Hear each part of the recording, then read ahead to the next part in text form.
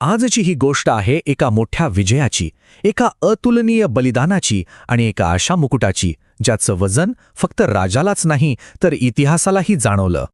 चला, या कथेची सुरुवातच एका मोठ्या प्रश्नानं करूया. विचार करा, एक राजा आहे. त्याच्या आयुष्यातला सगळ्यात मोठा, सगळ्यात महत्त्वाचा विजयाचा क्षण आहे. आणि त्याच क्षणी त्याला आतून एक दुःख पोखरतंय.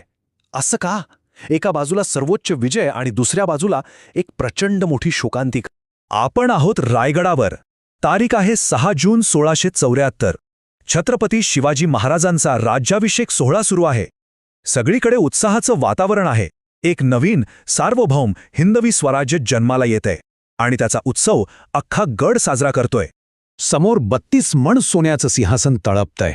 छत्रपती शिवाजी महाराज की जय अशा घोषणांनी आसमंत दुमदुमतोय.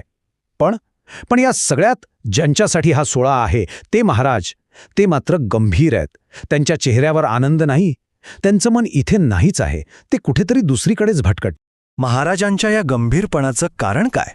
हे गूढ उलगडण्यासाठी आपल्याला काही महिने मागे जावं लागेल. एका अशा घटनेकडे जिथे एका राजाचं आणि त्याच्या सर्वात विश्वासू सेनापतीचं नातं एका निर्णायक वळणावर येऊन उभं ठाकलं होतं.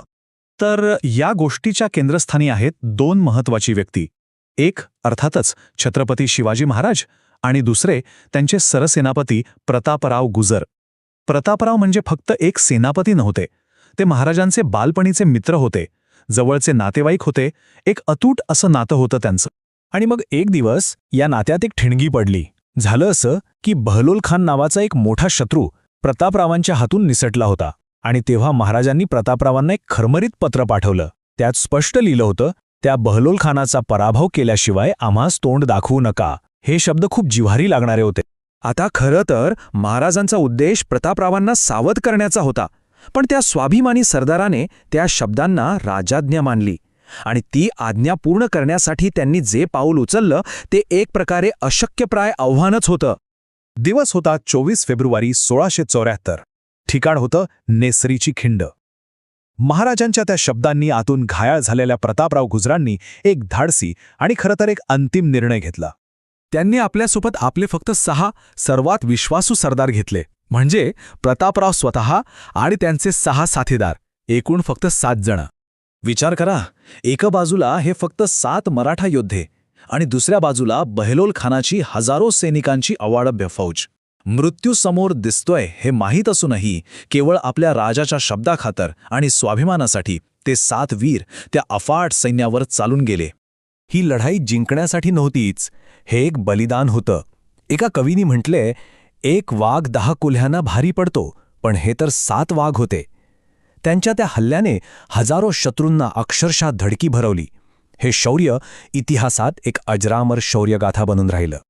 आणि जेव्हा या शौर्यपूर्ण पण तितक्याच दुःखद बलिदानाची बातमी रायगडावर पोचली, तेव्हा राज्याभिषेकाच्या तयारीवर, त्या उत्साहावर जणू दुःखाचं सावट पसरलं. संपूर्ण गडावर एकच शांतता, एकच दुःख. महाराजांच्या दुःखाचं वर्णन केलं जातं ते म्हणजे आभाळ फाटल्यासारखं दुःख. म्हणजे काय? तर जणू काही आभाळच फाटून अंगावर कोसळलंय, इतकं मोठं दुःख. महाराज आतून पूर्णपणे तुटले होते, कारण त्यांनी फक्त एक सेनापती गमावला नव्हता, तर आपल्या आयुष्याचा एक अविभाज्य भाग, आपला भाऊ, आपला मित्र गमावला होता. त्यांच्या तोंडून उद्गार बाहेर पडले, आज स्वराज्याचा एक मोठा खांब कोसळला. महाराजांच्या मनात प्रचंड पश्चातापाची भावना होती. त्यांना कुठेतरी ही जाणीव सलत होती की आपल्याच कडक शब्दांमुळे आपला निष्ठावान मित्र आज मृत्यूच्या दारात गेला. आणि आता महाराज एका मोठ्या द्विधा मनस्थितीत अडकले होते. एका बाजूला होतं वैयक्तिक दुःख, आपल्या बालमित्राला, नातेवाईकाला गमावल्याचा शोक, आणि दुसऱ्या बाजूला होता राजधर्म, एका नव्यानं उभं राहणाऱ्या राज्याचं नेतृत्व करण्याची जबाबदारी. पण इथेच तर एका महान राजाची ओळख पटते. दुःखाचा डोंगर कोसळलेला असतानाही महाराज खचले नाहीत. त्यांनी स्वतःला सावरलं आणि राज्याच्या हितासाठी एकापाठोपाठ एक महत्त्वाचे निर्णय घेतले. सैन्याचं मनोधैर्य टिकवण्यासाठी तातडीने हंबीरराव मोहितेंना नवे सरसेनापती म्हणून नेमलं. त्या 7ही वीरांच्या कुटुंबांची जबाबदारी स्वतःवर घेतली आणि या दुःखातूनच एक नवीन संकल्प घेऊन संपूर्ण राज्याला एकत्र आणलं. तर आता आपण पुन्हा एकदा त्या राज्याभिषेकाचा सोहळ्याकडे येऊया. आता आपल्या लक्षात येईल की महाराजांच्या चेहऱ्यावर तो गंभीर भाव का होता, त्याचं रहस्य आता उलगडलंय. बघा, 24 फेब्रुवारी 1674 नेसरी खिंडीतलं ते बलिदान आणि त्यानंतर अवघ्या काही महिन्यात 6 जून 1674 रोजी रायगडावरचा राज्याभिषेक. या दोन्ही घटना वेगळ्या नाहीत, त्या एकमेकांशी जोडलेल्या आहेत. एका महान बलिदानाला मिळालेली ती एक महान सलामी होती. महाराजांसाठी तो राज्याभिषेक सोहळा केवळ एक विजयोत्सव नव्हता, तर ती एक श्रद्धांजली होती.